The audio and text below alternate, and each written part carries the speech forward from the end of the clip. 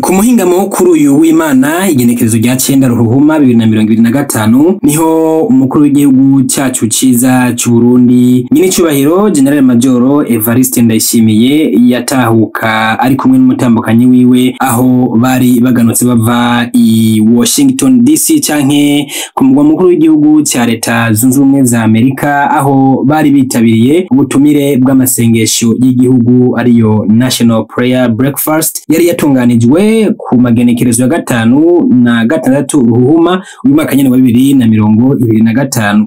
Muri urwo rugendo rero umukuru w'igihugu cyacu ciza cy'u Burundi General Major Evariste Ndayishimiye yamenyesheje ko uretse gusengera ico gihugu cya leta zunze ubumwe za Amerika ngo barasengeye kandi n'u Burundi hamwe n'indongozi z'u Burundi muri rusange. Muri urwo rugendo rero umukuru w'igihugu cyacu ciza cy'u Burundi yararonse n'akaryo keza ko kuganira n'abarongozi batandukanye aho yabonanye n'abari mu rwego rw'inama nkenguzamateka ya leta zunze ubumwe za Amerika baraganira aho hari n'abemeye gufata mu mugongo ibikorwa by'iterambere muri iyi mbona kazoza y'u Burundi bwifashe 2040 ndetse bakabuteye imbere mu mwaka wa 2060. Regera yenda gusabe ngo wumvirize ubwiwe aho yagize icyo avuga ku byavuye mu rugendo maze uze kuba usangiza inshuti n'abagenzi ukanda like una commentinga ndetse wibuka no gukanda subscribe kugira ngo dukomeze kubana mu nkuru amakuru n'ibiganiro tugatubashikiriza umunsi ku yundi. Je nitwa Fulgence Mika turi kumwe na Mika TV kugira ngo ibintu bikomeze kuba bigenda neza. Reka tumwumvirize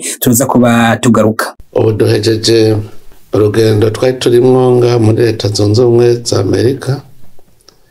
Urugendo ndavuga ko hari urugendo ruhezagiye urugendo rw'Imana.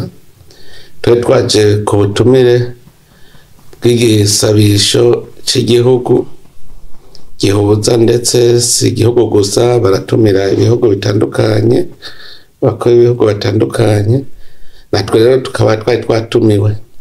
Muribuka yuko igihe twaheruka kugirana twebwe ikoraniro ry'amasengesho mu kwezi kwa 12 i Bujumbura hari hajemwo n'intumwa zivuye muri Amerika ariho rero bashimye ibikorerwa i Burundi baravuga bati natwebwe rero turakwiye ko muza muri ico gisabisho cy'iwacu.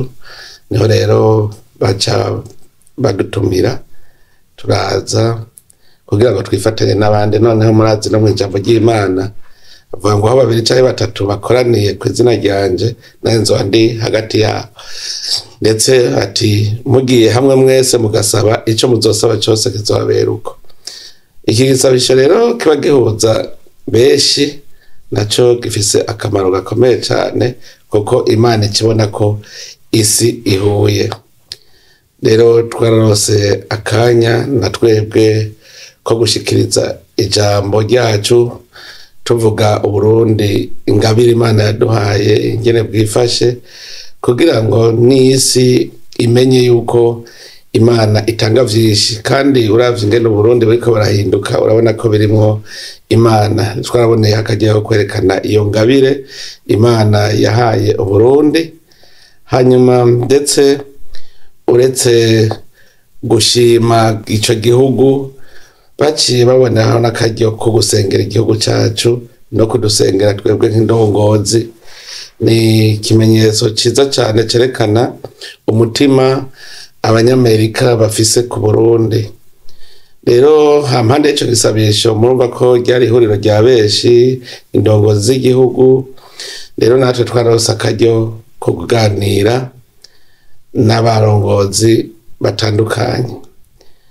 Twarabonanye cyane cyane abari mu rwego rw'inama nkenguzamateka kuko ndavye nirwo rwego mbere rutunganya ibikorwa bikorerwa muri iki gihugu cya leta zunze ubumwe za Amerika. Abo twaraganiriye ibitari bike, abakenguzamateka bose twahuye turiko turayaga nuko twabonye yuko bagiye gushira muri politiki ya Amerika igihugu cy'u Burundi cyane cyane mu gufata mu mugongo ibikorwa vy'iterambere. twebwe murazi ko dusanzwe dufise irya mbona kazoza twerekana tukavuga igihugu iyo kiriko kiraja niyo kivuye. Abo rero bakaba bagumye batwemera ko bagiye no kubwira abenegihugu ba Amerika bagwizatunga ngo baze mu gihugu cy'u Burundi kugira ngo dufatanye urugendo mu gihugu giteye imbere twimirije turiko tugana mu 2060. Twabonanye kandi n'abagwizatunga bo muri Amerika. Abagwizatunga nabo basanzwe nabo bamaze gufata ingingo yo kuzana imitahe yabo mu Burundi. Hari abo twabonanye basanzwe baramaze gukorerayo, hari abaca bavuga bati twebwe turi kumwe n'ishirahamwe rinaka, hari ishirahamwe ryo gutumatumanako, hari amashirahamwe bijya vy'amazi, ibijanye n'imiyaga nkuba. Noneho rero twarabonanye n'abandi bashobora kuzana mbere n'ibijanye no gutwara abantu n'ibintu bakoresheje ikibuga c'indege. Abo bose nabariko baradufasha, bashaka ko bazoza tufatanya urugendo tugana igihugu giteye imbere.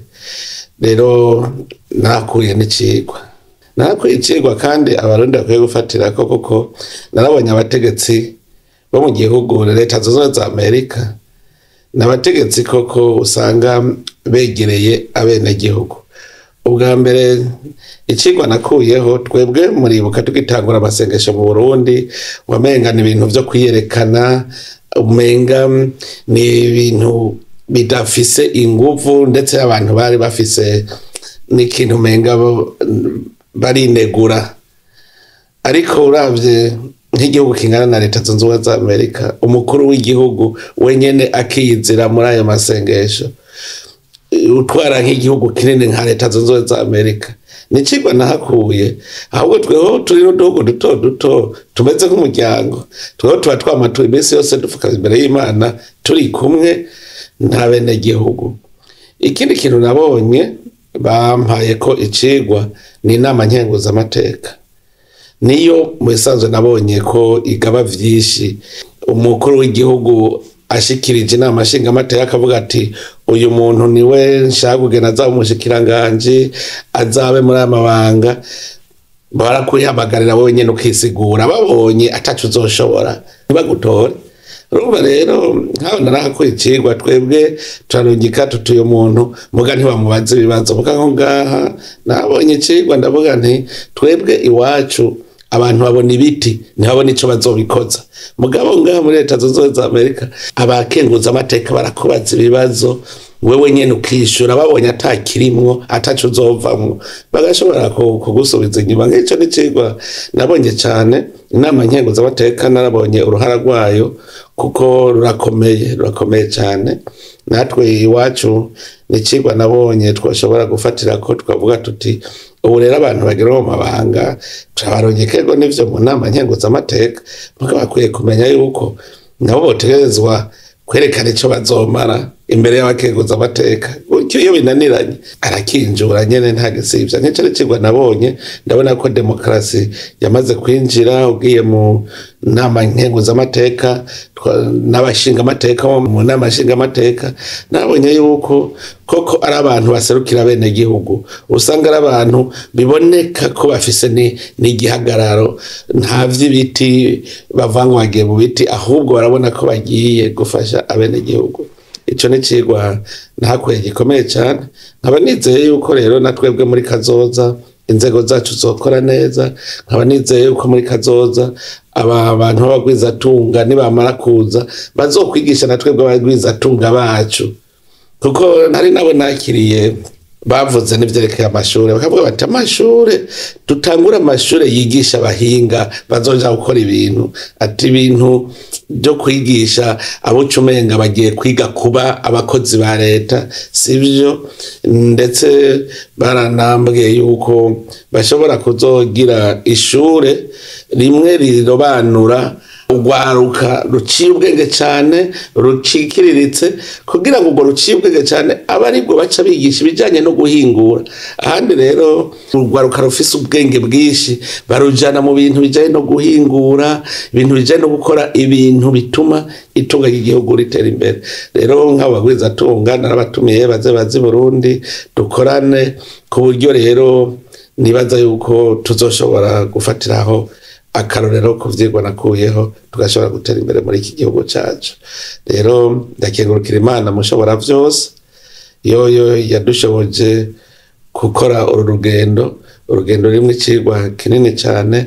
Rero turazi ko Imana izobandanya iturongora kugira ngo natwe ivyigwa turakora hirya no hino, igisabisho rusaba Imana igumane natwe kugira natwe tugire igihugu giteye imbere nk'uko ku gihugu cya Amerika.